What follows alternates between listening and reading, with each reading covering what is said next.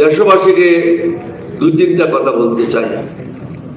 আপনারা আওয়ামী লীগের শাসন দেখেছেন, বিএনপির শাসন দেখেছেন।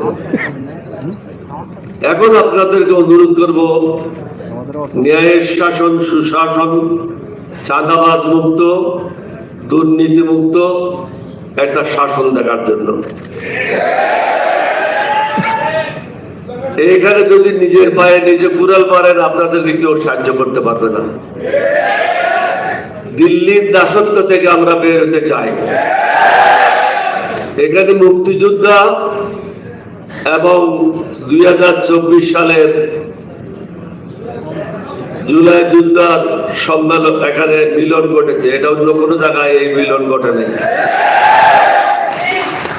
জাতিকে সিদ্ধান্ত নিতে হবে, আপনারা কি ভারতের দাসত্ব করবেন না বাংলাদেশের জনগণের খেদমত করবেন? আমরা যারা এখানে উপস্থিত হয়েছি, আমরা জনগণকে শাসন করার জন্য উপস্থিত হই নাই, আমরা জনগণের সেবক হিসেবে কাজ করার জন্য উপস্থিত হয়েছি।